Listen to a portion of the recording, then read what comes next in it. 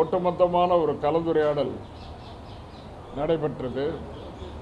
நடைபெற்ற கலந்துரையாடல் மிகப்பெரிய எண்ணிக்கையில் இந்தியா கூட்டணியுடைய வேட்பாளர்கள் வெற்றி பெறுவார்கள் என்று ஒவ்வொரு கட்சியும் தங்களுடைய கருத்துக்களை அறிவிக்கின்ற நேரத்தில் சொல்லியிருக்கிறார்கள்.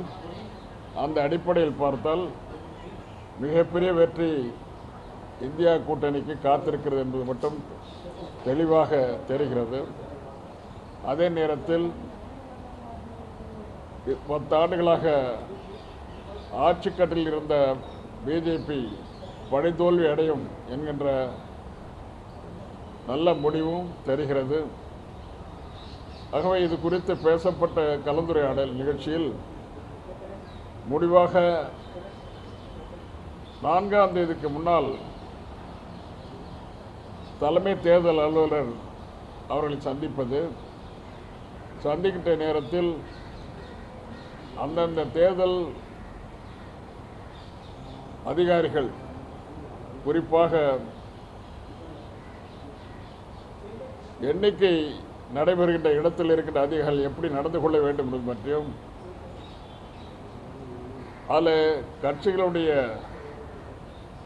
களப்பணியாளர்கள் எப்படி நடந்து கொள்ள வேண்டும் என்பதை பற்றியும் தெளிவாக முடிவு செய்து அந்தந்த தேர்தல் அதிகாரிகளுக்கு தெரிவிக்கப்பட வேண்டும் என்பது பற்றியும், சட்ட ஒழுங்கு பிரச்சனைகள் சரியாக நடத்தப்பட வேண்டும் என்பது பற்றியும் மிகச்சிறப்பாக எல்லா தலைவர்களும் எடுத்து சொன்ன பிறகு தலைமை தேர்தல் அதிகாரி சந்திப்பது என முடிவுக்கு வந்திருக்கிறோம்.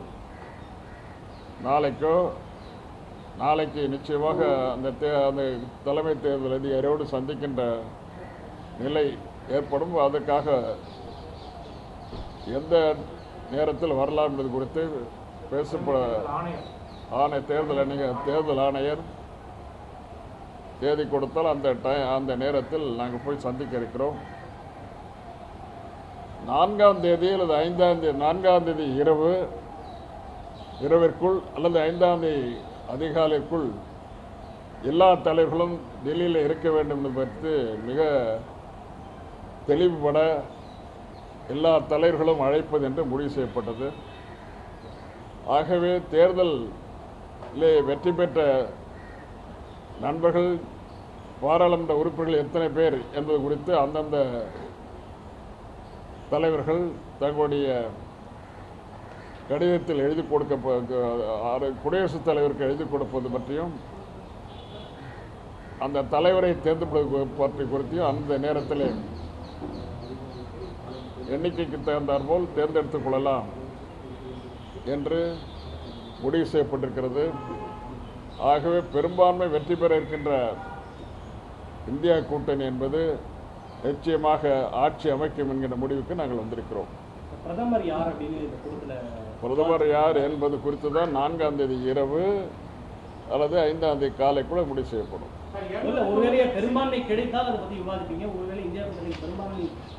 பெரும்பான்மை கிடைக்கும், நிச்சயமாக கிடைக்கும் என்கிற முடிவிற்கு நாங்கள் இன்றைக்கு வந்திருக்கிறோம்.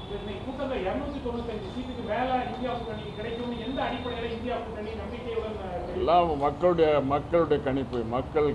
அவங்க ஆட்சியில் இப்போ மீடியா அவங்கள போல மீடியா வச்சு கணிக்கிறாங்க, அதிகாரிகளை வச்சு கணிக்கிறாங்க. நாங்கள் மக்கள் என்ன சொல்கிறாங்களோ, மக்கள் என்ன சொல்கிறாங்க குறித்து நாங்கள் பேசுகிறோம். திமுக எங்களுடைய தலைவர் அடிக்கடி சொல்லியிருக்காரு, புதுச்சேரி உட்பட தமிழகத்தில் 40க்கும் 40 வெற்றி பெறுவோம் என்பது திண்ணமான உறுதியான நம்பிக்கை. அதோட மாற்றமே கிடையாது. முதல்ல 40லேருந்து தான் நீங்கள் ஆரம்பிக்கிறோம் இந்தியா கூட்டணியுடைய எண்ணிக்கை. சார், இப்போ திமுக தலைவர் இந்த டெல்லி கூட்டத்தில் கலந்துக்காததே ஒரு சர்ச்சையா இருக்குது. அதெல்லாம் நீங்க மீடியா பண்றது அதெல்லாம் எல்லாருக்கும் தெரியும். இல்ல, அவர் கலந்து கொள்வதாக திட்டமே இல்லையா அல்லது திட்டம் இருந்து அது ரத்து செய்யப்பட்டு? திட்டம் இருந்தபோது அவருக்கு லேசா உடம்பு காய்ச்சல் இருந்தது. காய்ச்சல் எந்த காய்ச்சல் தெரியும், இந்த காலத்தில் எந்த காய்ச்சல் வரும்னு தெரியாது. அதனால அந்த காய்ச்சல் என்ன தெரியாம நம்ம உடலை டெல்லிக்கு போனால் இன்னும் கொஞ்சம் இங்கே வெயில் அதிகமாக வர இருக்குது. அதெல்லாம் அது ரொம்ப மோசமாக உடல்நிலை பாதிக்கப்படும். நாங்கள் எங்களை போன்றவர்களெலாம் நாங்கள் அட்வைஸ் பண்ணோம். அதை கேட்டுட்டு அவர் இருக்காரு. இப்போ இன்னைக்கு நாளைக்கு உடம்பு சரியாயிடும். ஆளுங்கட்சியான பாரதிய ஜனதா கட்சி தலைமையிலான அந்த கூட்டணி வந்து பிரதமர் வேட்பாளராக மோடியை மீண்டும் வந்து சொல்லிக்கிட்டே இருக்காங்க முதல்ல இருந்து. ஆனா எதிர்கட்சியான இந்தியா கூட்டணியை பொறுத்தவரையில் தேர்தலுக்கு முந்தையும் சரி, தேர்தல் நடக்கும் போதும் சரி, இன்னைக்கு வரை நீங்க தெரிவிக்கல. ஆனா 295 இடத்துக்கு மேல இந்தியா கூட்டணிக்கு வெற்றி பெறும், கிடைக்கும், அப்படின்ற ஆட்சி அமைக்கும் அப்படின்ற நம்பிக்கை இருக்குன்னு நீங்க சொல்றீங்க. ஆனா இதுவரை பிரதமர் வேட்பாளர் யார் அப்படின்றது ஏன் வந்து நீங்க ஒரு பூர்வாங்க பேச்சு நடத்துறதுக்கே தயக்கமா இருக்கிறீங்க? 96ல் 98ல் எப்படி பிரதமர்கள் நியமிக்கப்பட்டாங்க? முன்னாலே சொல்லிட்டு தேர்தல் என்ன பண்ணாங்க? குஜரால் எப்படி வந்தார்? தேவகவுடா எப்படி வந்தார்? எங்களுக்கு நம்பிக்கை இருக்குது. கட்சிகள் 26 கட்சி 28 கட்சி இருக்கும்போது எங்கள் கட்சியின் தலைவர் மீது எங்களுக்கு நம்பிக்கை இருக்குது. அவங்க சொன்னால் கேட்கறதுக்கு அங்கே இருக்கிற பாராளுமன்ற உறுப்பினர்கள் சரின்னு சொல்கிறதுக்கு ஆள் இருக்காங்க. அதில் என்ன பிரச்சனை இருக்குது? எங்களுக்கு ஒன்றும் பிரச்சனை இல்லை. உங்களுக்குள்ள தான், மீடியாவுக்குள்ள தான் பிரச்சனை. நீங்களே எஸ்ன்னு சொல்கிறேன், நோன்னு சொல்லி ஏதோ பத்திரிகையில் பேரை போட்டுகிட்டே இருக்கீங்க. அவ்வளோதான். அடுத்த கூட்டம் நீங்கள் 4ஆம் தேதி 5ஆம் தேதி சொல்லியிருக்கீங்க. மம்தா பானர்ஜி வரதை பற்றி ஒன்றும் சொல்லல. அரவிந்த் கெஜ்ரிவால் அஃப்கோர்ஸ் அவர் ஜெயிலுக்கு நாளைக்கு போய் சரண்டர் ஆகணும். முக்கியமான தலைவரோட ஆப்சன்ஸ் வந்து இந்த கூட்டணி. அரவிந்த் கெஜ்ரிவால் இப்போ இது வரைக்கும் இருந்துட்டு போதும். அவர் தான் கடைசியில் போகிறாரு. அவர்கிட்ட எல்லார்கிட்ட கிளியராக சொல்லியாச்சு. என்ன இன்ஸ்ட்ரக்ஷன் கொடுத்துருக்கோம்னா, யார் சிக்னேட்டரி அந்த கடிதத்தில் கழித்து போடுறதுக்கு தகுதி யாருக்கு இருக்குதோ அந்த தலைவருக்கு டெல்லிக்கு மாலையில் இருக்கணும், இல்லை மறுநாள் காலையில் இருக்கணும்னு சொல்லி கிளியராக சொல்லியாச்சு. அதனால் அவர் தான் வரணும்னு அவசியம் கிடையாது. கட்சி தலைவர்கள் வர முடியலைன்னா அவங்க ஏற்பாட்டில் ஜெனரல் செக்ரட்டரியோ அல்லது யாராவது தலைமையை. அப்போ திமுக சார்பில் தொடர்ந்து நீங்கள் தான் இந்த கூட்டங்களில் கலந்துக்கிறது, அந்த அத்தாரிட்டி. ஏன் அப்படி சொல்கிறீங்க? எப்படி சொல்ல முடியும் நீங்கள்? அது இதெல்லாம் ரொம்ப விஷயமான கேள்வி. இந்த கேள்விக்கெல்லாம் பதில் சொல்ல வேண்டிய அவசியம் இல்லை. திமுக சார்பாக தொடர்ந்து தலைவர் தான் கலந்துக்குவார். ஒருவேளை பாஜக விஷயமான கேள்வியை கேட்டீங்கன்னா ஒரு விஷயமா பதில் சொல்ல ஆரம்பிப்பேன். பார்த்துங்க சார். ஒருவேளை பிஜேபி சிங்கிள் லார்ஜஸ்ட் பார்ட்டியா வந்து நம்ம ஷார்டேஜா இருந்ததுன்னா திமுகவினுடைய ஆதரவை அவர்கள் கோரினால் நீங்கள் கொடுக்க முன் வருவீர்களா? ரொம்ப விந்தையான கேள்வி நீ கேட்குறது. அவங்க வந்து சின்ன குழந்தை கூட தெரியும். அவங்க உங்களை நாடி கேட்டால் நீங்கள் ஆதரவு தருவீர்களா? நிலையான ஆட்சியை கருத்தில் கொண்டு ஒரு மோசமான ஆட்சி இது வரைக்கும் 10 வருஷம் வந்து மோசமான ஆட்சி. இந்த அராஜகாஜ ஒழிப்பு தான் எங்களுக்கு வேலை. நாங்கள் யாரை இருக்கக்கூடாது என்பது தான் எங்களுடைய நோக்கம். அதுக்காக தான் தேர்தல் பல தடவை சொல்லிட்டோம். திரும்ப கேள்வி கேட்டால் என்ன அர்த்தம்? அது எக்காரணம் கொண்டும் நீங்கள் அது மாதிரி கேள்வி கேட்கறது there is no meaning at all in your question. Okay, இல்லை எக்காரணம் கொண்டு பாஜகவுக்கு திமுக ஆதரவு கொடுக்காதுன்னு நம்ம எடுத்துக்கலாமான்னு கேட்குறேன். எக்காரணம் கொண்டும் பாஜகவிற்கு திமுகவா இந்தியா பிளாக் சொல்றீங்களா? இந்தியா பிளாக்கோடு தான் திமுக இருக்குங்கிறது உங்கள்கிட்ட சொல்லியாச்சு இல்லையா? இல்ல சார், அது ஓகே. நாளைக்கு அவர்களாவே உங்களை நாடி எங்களுக்கு நம்பர் ஷார்டேஜா இருக்கு, உங்களுடைய ஆதரவு அவங்க கேட்க வேண்டிய அவசியமே இருக்காது. ஏன்னா நாங்கள் பெரும்பான்மையா இருப்போம். அவங்க கேட்க வேண்டிய நெசிட்டியே வராது. அது வந்த பிறகு இப்ஸ் அண்ட் பட்ஸ்க்கெல்லாம் பதில் சொல்ல முடியாது. வாக்குன்ற இடத்துல வந்து எதிர்கட்சி முக்கியமான தலைவர்கள் அந்த முகவர்கள் எல்லாம் முழு நேரமா இருக்கணும் அப்படின்ற ஒரு கருத்தை இன்னைக்கு இங்க பேசி தெளிவா சொல்லுங்க. வந்து இந்த மாதிரி முறைகேடு நடக்கும் அப்படின்னு முறைகேடு நடக்கணும்னு நாங்கள் எதிர்பார்க்குறோம். முறைகேடுகள் நடக்கும் ஒவ்வொரு வாக்குச்சாவடியிலையும். ஏன்னா ஒவ்வொரு வாக்கு எண்ணும் போது அது மிகச்சிறப்பாக, அதுவும் முக்கியமாக தபால் ஓட்டு எண்ணும் போது ரொம்ப கேர்ஃபுல்லாக இருக்கணுங்கிறது எங்களுடைய தலைவர்களுடைய இன்னைக்கு கலந்துரையாடல் நிகழ்ச்சி மிக முக்கியமாக சொல்லப்பட்டது. தபால் ஓட்டுலேயே இப்போ கொஞ்சம் குழப்பம். நேற்று 2 நாள் நீங்கள் ஒரு செய்தி போடுறீங்க, உண்மை செய்தி வேறு இருக்குது. நீங்கள் என்ன செய்தி போட்டீங்க? இது தபால் ஓட்டை வந்து முன்னால் எண்ண மாட்டோம், இதெல்லாம் என்ன பிறகு தான் அதை ஆரம்பிப்போன்னு போட்டு செய்தியை போட்டீங்க. இது மாதிரி தப்பான செய்தியை நீங்களே போடுறீங்க, தவறான கேள்விகளை நீங்களே கேட்குறீங்க, அப்புறம் மாற்றிக்கிறீங்க. இதெல்லாம் நீங்கள் பண்ணுற தவறுகளெல்லாம் எங்களுக்கு பிரச்சனை ஏற்படுது. படிவம் 17C வந்து ரொம்ப மேஜரான விஷயமா இருந்துச்சு. அது சம்மந்தமாக எதுவும் டிஸ்கஸ் பண்ணோமா? ஏன்னா 17C வந்து சரியாக கொடுக்கப்படலை. முதல்ல 17C ஒரு தேர்தலுடைய வெற்றிக்கான எண்ணிக்கையை வந்து கொடுக்குற மிக முக்கியமான பட்டியல். அந்த பட்டியலில் ஒவ்வொரு ப்ரெசைடிங் ஆஃபீஸரும் ஒரு கட்சிக்கு கொடுக்கணும். அது கொடுக்கப்படலை அப்படிங்கிறது கம்ப்ளைண்ட். இந்த கம்ப்ளைண்ட்டை நாங்கள் 10 நாளைக்கு முன்னாலே எலெக்ஷன் கமிஷனில் சொல்லிட்டோம்.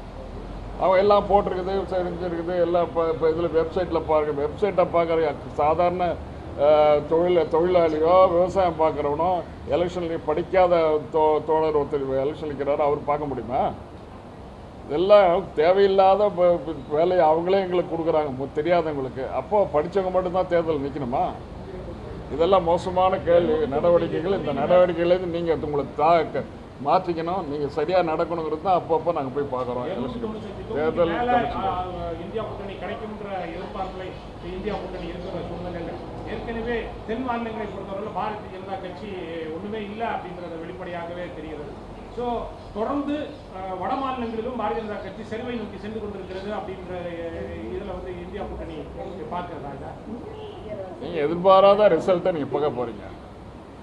எந்தெந்த ப்ரெஸ் பிஜேபி ஆதரித்து எழுதிட்டு இருக்கோ, பிஜேபி கூட அவங்களுடைய இன்னும் சொல்கிறதுக்கு அது அந்த வார்த்தை யூஸ் பண்ணக்கூடாது. நான் பொலிட்டிக்கல் பார்ட்டி பொலிட்டிக்கல் மீட்டிங்கில் சொல்கிறத நான் இங்கே சொல்லக்கூடாது. அதனால் மோசமாக கான்ட்ராக்ட் வச்சுட்டு இருக்காங்களோ அவங்கெல்லாம் ரொம்ப மிகவும் மனம் திருந்தி அவங்க மாற்று ஏற்பாடு செஞ்சுக்கிட்டு 4ஆம் தேதி ஈவினிங் இன்னும் 5ஆம் தேதியே தங்களை மாற்றிக்குவாங்க, கலரை மாற்றிக்குவாங்க. கேஜ்ரிவால் கைதை பற்றி இன்னைக்கு அதை பற்றி விசாரிக்கலை.